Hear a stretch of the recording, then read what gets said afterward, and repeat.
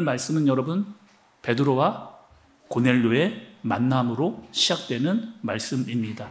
여러분 이 두 사람은 어떻게 만나게 됐어요? 베드로와 고넬료가 만나게 된 사건 어떻게 만나게 됐습니까? 베드로는 욥바에 있었잖아요. 욥바에서 어디에 있었느냐? 시몬 무드나기 집에 있었습니다. 거기서 또 뭘 하고 있었느냐? 기도하고 있었고 기도하는 때 환상을 보았고 환상하다가 하나님의 말씀을 들었습니다. 그런데 또 여러분 그 고넬료가 보낸 사람이 그때 도착을 하잖아요. 그때 베드로가 환상을 보고 기도하고 말씀을 들었을 그때에 고넬료가 보낸 사람들이 베드로를 데리고 오려고 집에 도착을 합니다. 그리고 그 사람들과 함께 고넬료의 집으로 가게 되죠. 여러분 또 고넬료라고 하는 사람은 어떤 사람이에요? 고넬료는 로마 사람입니다. 또 로마의 고위 장교였던 사람이 고넬료였습니다. 당시 여러분 이스라엘은 로마의 지배를 당하고 있었던 그런 상태였어요. 그러니까 고넬료는 지배층입니다. 그리고 베드로는 피지배층인 거죠. 서로 둘이 아는 사이였느냐? 아니요. 전혀 둘이 알지 못하는 그런 사이였고 처음 만나는 베드로와 고넬료는 처음 만나는 그런 사람들이었어요. 서로 둘이 만날 이유가 하나도 없었던 아무리 찾아봐도 그들의 공통점이 아무것도 없는 그런 사람들이었죠. 베드로는 유대인이었고 고넬료는 로마인이었습니다. 오히려 적대시하고 서로 좋아하지 않아야 될 그런 사람들인데 서로 만나게 되는 그런 사건이 일어나게 된 거죠. 사회적으로 보면 여러분 어디가 위에요? 사회적으로 보면 어디를 봐도 고넬료가 위입니다. 왜? 고넬료가 지배층이니까 갑이라고 이해할 수 있는 사람이잖아요. 그리고 베드로는 피지배층 아래 사람이고 을에 해당하는 사람입니다. 그런데 오늘 말씀해 보면 고넬료의 태도가 나와요. 여러분 오늘 말씀해 보면 고넬료의 태도 베드로를 만나게 되는 고넬료의 태도는 어떠했느냐? 24절과 25절의 말씀을 좀 보시죠, 여러분. 24절과 25절의 말씀을 보면 이튿날 가이사라에 들어가니 고넬료가 그의 친척과 가까운 사람들을 모아 기다리더니 마침 베드로가 들어올 때에 고넬료가 맞아 발 앞에 엎드려 절하니 이렇게 얘기했어요. 베드로가 왔습니다. 고넬료가 맞이하는 거예요. 근데 어떻게 맞이하느냐? 일단은 내가 알고 있었던 사람들 다 불러 모았습니다. 내가 알고 있었던 친인척 사람들 또 내 친구들 다 불러 모은 거예요. 우리도 여러분 이럴 때가 있지 않아요? 좋은 곳에 가게 될 때 어떤 좋은 행사가 있게 될 때 사는 사람들 막 초청하고 싶은 그런 일들 여러분 또 맛집에 갔을 때 여러분 어떻게 내가 정말 좋아하는 사람 데리고 여기 꼭 한번 와야 되겠다라고 하는 마음을 갖게 되잖아요. 그러니까 좋은 곳을 우리가 가거나 만나게 되면 함께 나누고 싶은 그런 마음이 들게 마련입니다. 이번 올해 우리 교회 여름 사역 중에서 우리 영화 보러 갔거든요. 킹 오브 킹스라고 하는 영화를 보러 갔습니다. 영화관 전체를 대관해서 우리 교회가 영화를 보러 갔는데 어떤 마음이었냐 이런 마음이었잖아요. 우리 교회에서 영화관 가니까 엄마 아빠 시간을 좀 내서 우리 같이 가시죠. 오랜만에 우리 식구들 다 같이 영화를 좀 보고 언니 동생 할 거 없이 같이 이렇게 마음을 모아서 우리 그 영화 보러 가시죠. 그냥 시간만 내시면 됩니다. 몸만 오시면 되고 다 그냥 공짜로 보여주시는 그러니까 여러분 식구들만 데리고 오면 같이 영화관 가서 우리 그런 좋은 시간을 가질 수 있다는 거. 왜? 좋은 데가 아니니까 같이 가고 싶은 마음이 있으니까 우리의 지인들과 또 우리 식구들을 초대해서 같이 그렇게 간 거죠. 또 우리가 여러분 청소년 집회, 찬양 집회를 했습니다. 우리 청년부, 청소년부들이 굉장히 열심히 준비를 했어요. 그리고 준비하면서 이들이 어떤 마음이 있었느냐? 내가 생각하고 있었던 그 사람을 꼭 초대해야 되겠다. 같이 예배하고 같이 찬양하고 싶은 사람들이 생각이 나서 우리가 찬양 집회도 열심히 준비하지만 그들도 불러서 함께 찬양하고 예배드리고 기도하고 싶은 그래서 함께 은혜 받고 싶다 하는 마음으로 그들을 이렇게 초청했던 그런 기억이 있죠. 근데 여러분 말씀을 잘 보시면 여러분 고넬료의 태도를 한번 보세요. 고넬료의 태도 지금 베드로를 맞이하는 고넬료의 태도는 어떠한 마음이냐? 지금 좋은 곳에 가는 좋은 사람을 만나는 그 어떤 간절함보다 더 큰 그런 모습을 그의 태도에서 볼 수가 있어요. 베드로가 도착을 하니까 고넬료가 바로 그 베드로 발 앞에 엎드렸습니다. 그리고 절을 하게 되는 상황이에요. 여러분 잘 보세요. 고넬료는 어떤 사람이라? 백부장이라고요. 그 백부장도 어떤 백부장? 이달리아의 부대의 백부장, 정예부대, 로마의 가장 최고급의 정예부대에 있었던 그런 백부장이었죠. 그리고 그 백부장들 밑에 수많은 하급 부대가 있었던 그 백부장이 바로 고넬료였습니다. 근데 우리가 말하는 군대의 중대장 정도의 계급이 아니고 아마도 제 생각에 군대의 한 대대장이나 사단장 정도 되는 큰 규모의 리더가 바로 그 고넬료였죠. 근데 이 고넬료가 아니 지금 로마의 황제도 아닌 누구요? 베드로에게 지금 엎드려 절하고 있는 모습을 보게 되는 겁니다. 자, 여러분 오늘 말씀에 등장하고 있는 말씀 중에서 엎드리다라고 하는 뜻은 이런 뜻을 가지고 있어요. 보시면 엎드리다. 고넬료가 엎드렸는데 그 엎드리라고 하는 뜻은 이를 가지고 있습니다. 앞으로 무릎을 꿇고 넘어지다. 자발적으로 최대한 몸을 낮추다. 누군가에게 몸을 완전히 던지다. 압도적인 존경과 겸손을 표한다라고 하는 뜻이 엎드리다라는 뜻을 가지고 있습니다. 또 여러분 절한다라고 하는 의미는 이런 의미예요. 경배하다, 숭배하다, 극도로 경외하다, 절대적인 겸손과 복종을 하다. 고대 근동에서 왕이나 신에게 했던 태도를 엎드린다, 절한다라고 하는 의미를 가지고 있는 거죠. 여러분 한번 생각해 보세요. 고넬료가 굳이 이렇게 할 필요가 있었을까? 아니 고넬료가 굳이 이렇게 할 필요가 여러분 있었을까? 내가 백부장인데, 내가 로마, 내가 지배층인데, 내가 갑인데 굳이 지금 피지배층인 을 같은 베드로에게 내가 엎드리거나 내가 절할 필요까지 아니 그럴 만한 하등의 이유가 전혀 없는데, 그런데 여러분 이 고넬료의 태도를 보면서 우리가 느껴지는 게 있잖아요. 이 고넬료는 어떻게 했습니까?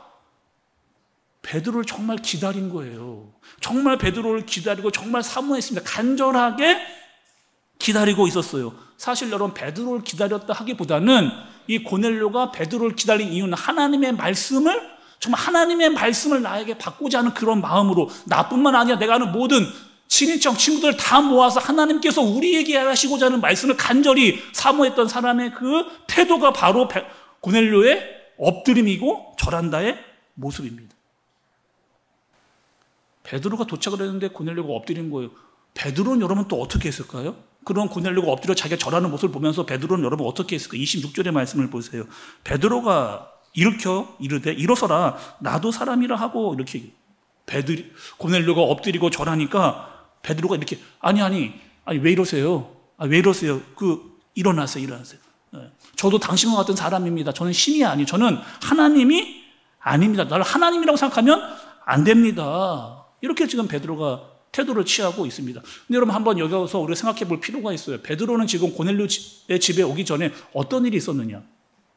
베드로가 고넬료의 집에 오기 전에 어떤 일이 여러분 있었어요? 루다에서 그 중풍병자였던 애니야를 고치는 그런 일을 베드로가 했단 말이죠. 그리고 욥바에서는 죽었던 다비다를 살리는 엄청난 일을, 지금 중풍병자도 고치고 죽은 자도 살렸던 사람이 베드로인데, 아니 얼마든지 이 베드로의 어깨에 좀 힘이 들어갈 수 있지 않겠어요? 아니 내가 그래 병자도 고치고 죽은 자도 살리는 그런 일을 행하거나 약간 우쭐거리는 마음이 베드로의 마음가운데 들어올 수도 있잖아요.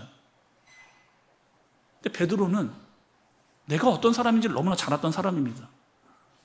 애니야를 고치고 다비다를 살리는 것, 그것 내가 한 거 아니라고 하는 사실을 너무나 잘 알았어요. 내가 한 게 아니고 전적으로 이것은 하나님이 하신 거다. 나는 그냥 하나님께 쓰임받는 도구다. 한마디로 말하면 이런 거죠. 베드로는 내 주제, 내 위치를 정확하게 알았던 사람입니다. 베드로에게 여러분 이런 기억이 있잖아요. 평생 잊어버리지 않을 그런 기억. 어떤 기억이냐면 베드로 어떤 기억이 있었을까요? 내가 몇 번이고 진짜 다짐하고 장담했던, 나는 절대로 예수님 배반하지 않겠습니다. 다른 사람은 다 배반해도 나는 정말 나만큼은 예수님 배반하지 않을 거라고 다짐하고 또 다짐했던, 장담했던 그 베드로 어떻게 됐어요? 가장 결정적인 순간에, 그때는 정말 예수님 배반하면 안 되는 그 순간에 예수님을 무려 3번이나 모른다라고 배반했던 사람이 바로 베드로. 내가 얼마나 연약한 존재인지, 내가 얼마나 부족한 존재인지, 하나님을 의지하지 않고는 얼마나 내가 무너질 수밖에 없는 존재인지를 베드로가 너무 잘 알았습니다. 오늘 말씀을 보면 고넬료와 베드로의 공통점이 있어요.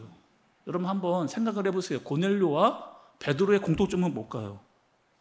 베드로가 오자 베드로 앞에 엎드렸던 고넬료, 절했던 그 고넬료, 베드로는 그런 모습을 보면서 교만하지 않고 있는, 둘 다 어떻게 했느냐?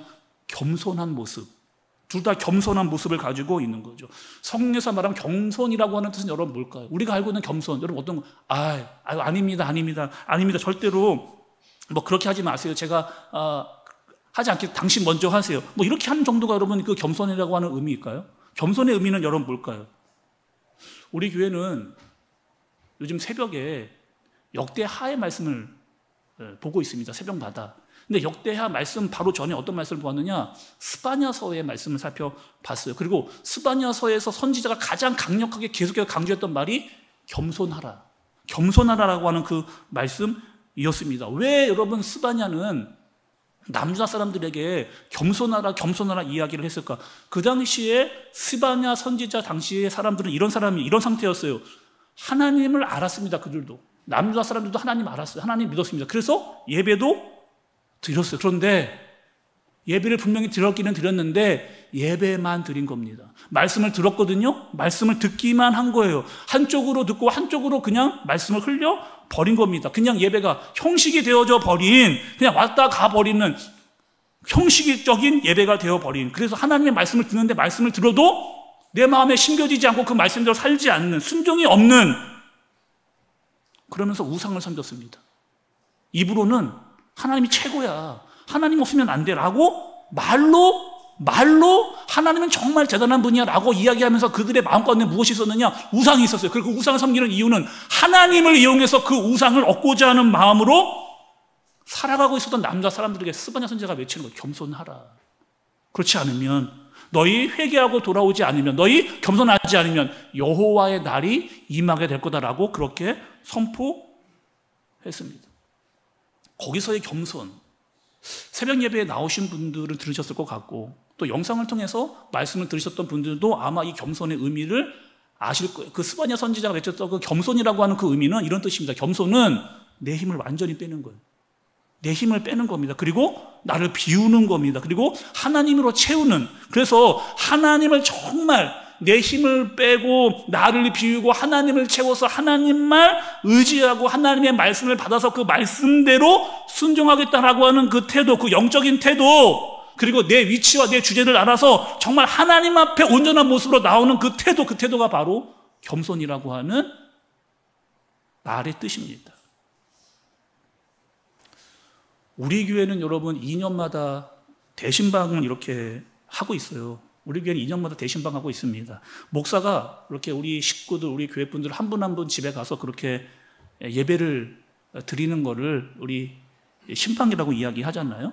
저는 우리 교회 오기 전에 있던 교회에서도 참 신방 많이 했습니다. 우리 교회에서 오히려 더 많은 신방을 이렇게 했어요. 각 집으로 들어가서 그 집에서 예배를 드렸습니다. 그런데 제가 신방을 가서 딱 5분만 그 집에 있으면 제가 느껴지는 게 있어요. 신방을 가서 그 집에서 딱 5분만 지나면 느껴지는 게 있습니다. 무엇이 느껴지느냐? 아, 이분은 진짜 예배를 기다리고 있었구나. 이분 식구들은 다 정말 말씀을 기다리고 있었구나. 예배를 드리고 정말 하나님이 나에게 주시는, 우리 식구들에게 주시는 마음, 그 말씀을 기다리고 있었구나 라고 막 그 느낌이 느껴져요. 저한테 와서 막 무릎을 꿇고 엎드리고 절하지는 않지만 그들의 말과 행동과 태도에서 이들이 얼마나 겸손한 마음으로 하나님께 예배하려고 하는가의 그 모습이 드러나게 됩니다. 그런데 죄송하게는 반대로 그렇지 않은 분도 있어요. 제가 신방을 다녀보면 그렇지 않은 분도 있습니다.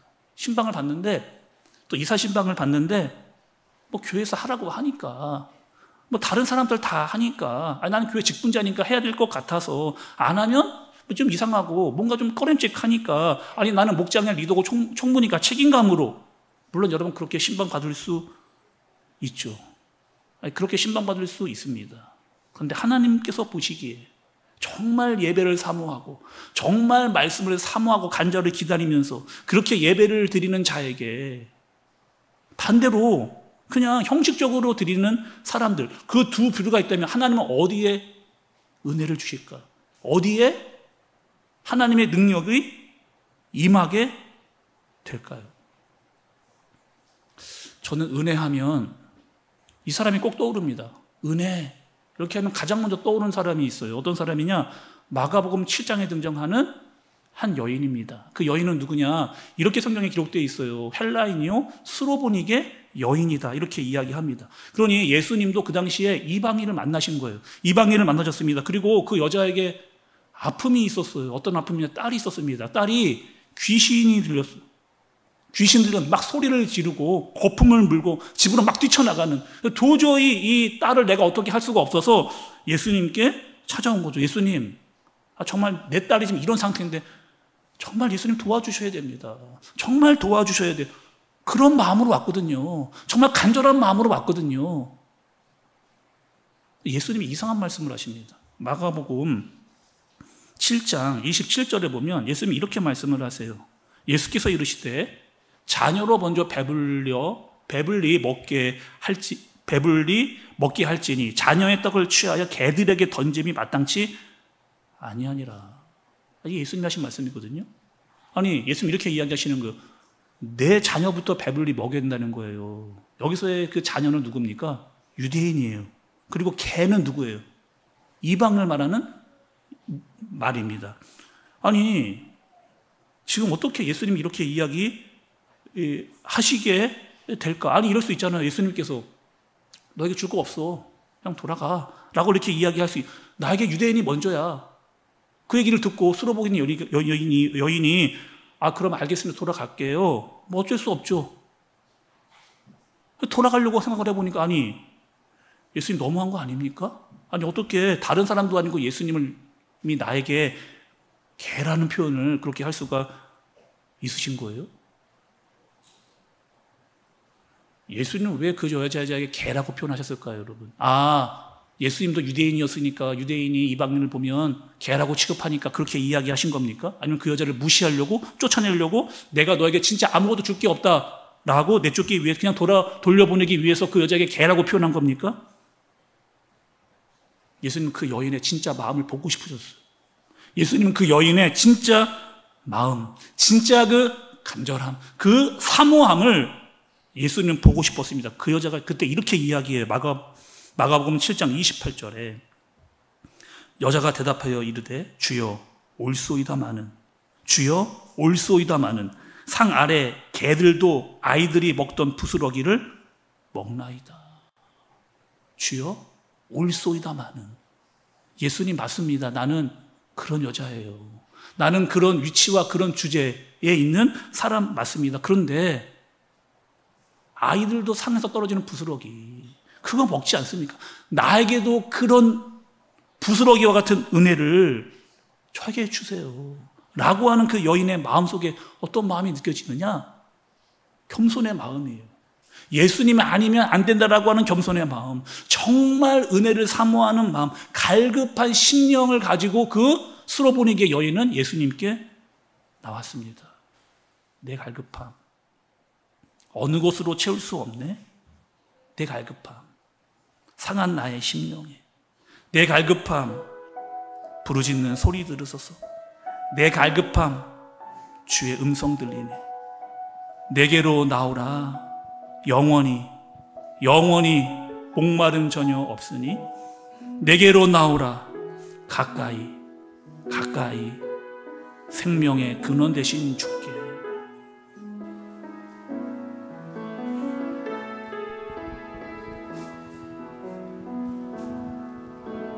내 갈급함 어느 곳으로 채울 수 없네. 내 갈급함 상한 나의 심령에 내 갈급함 부르짖는 소리 들으소서. 내 갈급함 주의 음성 들리네. 내 갈급함, 내 갈급함 어느 곳으로 채울 수 없네. 내 갈급함 상한 나의 심령에 내 갈급함 부르짖는 소리 들으소서. 내 갈급함 주의 음성 들리네.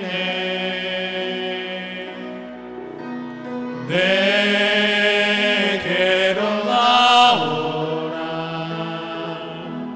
영원히 목마름 전혀 없으니 내게로 나오라.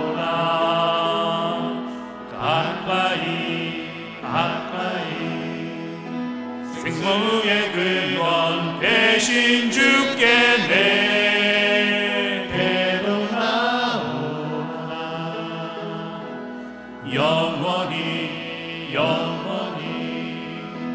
목마른 전혀 없으니 내게로 나오라. 가까이 생명의 근원 대신 주 은혜 아니면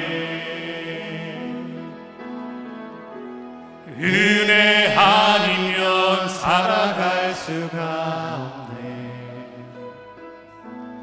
호흡마저도 다 주의 것이니 세상 평안과 위로 내게 없어도 오직 예수뿐. 은혜 아니면 나 살아갈 수가 없네. 은혜 아니면 살아갈 수가 없네. 호흡마저도 다 주의 것이니 세상 평안과 위로 내게 없어도 오직 예수뿐이네. 크신 계획 다 볼 수 없고 크신 계획 다 볼 수도 없고 작은 고난에 지쳐도 주께 맡긴 나의 모든 삶 버티고 견디게 하시네. 은혜 아니면 살아갈 수가 없네. 나의 모든 것 다 주께 맡기니 참된 평안과 위로 내게 주신 주 예수. 오직 우리 한 번 더 크신 계획 다 볼 수도 크신 계획 다 볼 수도 작은 고난에 지쳐서 작은 고난에 지쳐서 주께 묶인 나의 모든 삶 주께 묶인 버티고 나의 견디게 하시고 버티고 견디게 하시네. 은혜 아니면 살아갈 수가 없네. 나의 모든 것 다 주께 맡기니 참된 평안과 위로 내게 주신 주 예수. 오직 예수뿐이네. 오늘 저는 베드로와 고넬료의 만남을 보면서 우리 교회 새가족부 위원회가 좀 생각이 났습니다. 우리 새가족부 위원회 담당하시는 권사님들이 저에게 이렇게 이야기할 때가 있어요. 목사님, 저는 새가족부 위원회 하면서 제가 받는 은혜가 너무 많습니다. 제가 받은 은혜가 너무나 많아. 그래서 저에게 물어봤어요. 어떤 은혜를 받으시느냐. 새가족분들이 우리 교회에 오셔서 이 교회에 어떻게 오시게 됐는지, 나는 하나님을 어떻게 믿게 되어졌는지, 새가족분들이 그 이야기를 해주실 때 제가 더 많은 은혜를 받는다는 거예요. 그분보다 그분이 하나님을 믿게 되어지고 교회에 오게 되어진 그 이야기를 들을 때 내가 정말 큰 은혜를 받는다. 하나님이 이분을 이렇게 인도해 주셨구나. 여기까지 인도해 주셨구나. 이거는 아무리 생각을 해봐도 하나님이 하신 것이다 라고 하는 사실을, 그 이야기를 듣게 되니까 내가 은혜를 참 많이 받습니다 라고 우리 새가족부를 담당하는 권사님들이 저에게 이야기를 해주세요. 여러분 오늘 말씀도 좀 보시죠. 여러분 28절에 이르되 유대인으로서 이방인과 교제하며 가까이 하는 것이 위법인 줄은 너희도 알거니와 하나님께서 내게 지시하사 아무도 속되다 하거나 깨끗하지 않다 하지 말라 하시기로. 베드로가 이렇게 이야기하는 거예요. 내가 고넬료의 집까지 오게 된 것, 유대인이 이방인을 만나게 된 것, 이거는 유대인들의 정통을 깨는 일이다. 위법이다. 그런데 하나님께서 말씀하시니 내가 그것에 순종하여 여기까지, 전통을 깨고 내 생각을 깨고 내 편견을 깨고 여기까지 왔다. 고넬료는 이렇게 대답을 합니다. 여러분 33절의 말씀을 보세요. 내가 곧 당신에게 사람을 보내었는데 오셨으니 잘하였나이다. 이제 우리는 주께서 당신에게 명하신 모든 것을 듣고자 하여 다 하나님 앞에 있나이다. 고넬료 이렇게 이야기해요. 베드로서 잘 오셨다는 거예요. 정말 우리는 당신을 기다리고 정말 기다리고 있었습니다. 하나님께서 우리에게 해주신 그 말씀을 기다리고 있었습니다. 여러분 오늘 베드로와 고넬료의 만남을 보면서, 아니 제가 새가족부가 왜 떠올랐니? 이런 떠오른 거예요. 새가족분들이 교회에 오시게 된 이유, 자기의 생각을 깨고 편견을 깨고 교회에 오시게 된 거예요. 또 교회에 오신 분을 맞이하면 새가족분들, 와 정말 잘 오셨습니다. 정말 하나님께서 여기까지 인도해 주셨습니다. 라고 하는 그 모습이 고넬료와 베드로의 모습 가운데 보여졌기 때문입니다. 제가 브라보 목장 담당하고 있잖아요. 저희 브라보 목장이 지난주에 이런 이야기를 나눴습니다. 저희 브라보 목장에 새로 오신 분이 있거든요. 이 새가족분은 새가족부를 마치고 저희 목장으로 오셨습니다. 그리고 지난주에 이런 이야기를 나눴어요. 제가 이분한테 허락은 받지는 않았는데 이런 이야기를 그 모임에서, 우리 모임 가운데 했습니다. 아니 자기는 자기 아내가 교회 나가는 것 뭐 괜찮다, 뭐 교회 나가는 것만은 오케이, 근데 교회 너무 빠지지 말라는 거, 교회 가서 너무 오버하지는 말아라 라고 그 아내에게 이야기를 했습니다. 그런데 한 번은 아내가 교회 갔다가 올 시간이 지났습니다. 그리고 저녁 늦게까지 돌아오지 않는 거예요. 화가 났습니다. 왜? 아니 내가 분명히 교회 빠지지 말라고 했는데, 교회 너무 깊숙이 빠지지 말라고 했는데, 교회 오버하지 말라고 했는데 저녁이 다 돼도 들어오지를 않네. 그 집사님, 여자 집사님 그때 교회 부흥회가 있어가지고 늦었다. 남편이 어떻게 했을까요? 꼭 믿지 않는 남편이 아내에게 핍박을 할 때 어떻게 하는 거예요? 집문을 잠가버리는 거예요. 집문을 잠가버리는. 그래서 아무리 아내가 돌아서 벨 누르고 문 두드려도 문을 안 열어주는. 그래서 이 아내 집사님이 애들을 데리고 집주를 계속 차를 타고 집으로 못 들어오고 삥삥 돌았다. 그렇게 했던 내가 그렇게 교회 다니는 걸 싫어했던 내가 이제는 내 발로 내가 이 교회를 찾아서 여기까지 왔다. 그리고 이왕에 마음 먹은 거 나는 주일은 빠지지 않겠다. 믿음의 한 발자국을 뛰고 있다. 이렇게 이야기하시는. 우리 브라보 목장들이 어떻게 했을까요? 막 와, 아니 박수 치란 말도 안 했는데 다 와 박수를 막 이렇게. 왜 여러분? 서로의 마음이 통했거든요. 그분의 이야기를 보면서 이 일은 하나님이 하신 것이구나 라고 다 마음이 통했거든요. 하나님께서 서로에게 은혜 받게 하셨습니다. 우리 한샘교 성도 여러분, 옆에 있는 분들 한번 보세요. 좌우 한번 여러분 이렇게 한번 살펴보세요. 아니 우리 식구들 빼고 여러분 우리는요, 하나님이 아니면 한샘교회가 아니면 우리는 만날 이유가 없는 사람들입니다. 식구들 빼고 우리는 여기서 만날 이유가 없는 사람이에요. 하나님이 저를 여기에 보내셨습니다. 여러분들도 하나님이 여기에 보내신 거예요. 만나게 하신 거예요. 그리고 우리 만날 때마다 하는 일이 있습니다. 하는 말이 있어요. 맞아. 그 일을 하나님이 하신 거잖아. 하나님은 우리 만나시는 거잖아. 하나님께서 이렇게 우리를 통해서 일하고 계시잖아. 하나님께서 우리에게 이런 은혜를 주셨잖아. 그 이야기들을 어디서 만날 때마다 우리 이런 이야기를 하잖아요. 또 예배 마치고 난 목장 모임에서 어떻게 하는 거예요? 나는 정말 말씀대로 살려고 했어. 나는 정말 말씀대로 순종하려고 했어. 정말 잘했다. 우리 같이 그렇게 계속 믿음을 가지고 기도하면서 말씀을 붙잡고 함께 나가자. 그런 은혜를 나누는 곳이 여러분 어디예요? 교회이고 목장 모임? 그 모임인 거잖아요. 우리는 여러분 어떤 사람들이냐? 어떤 마음을 가져야 되는 사람들이냐?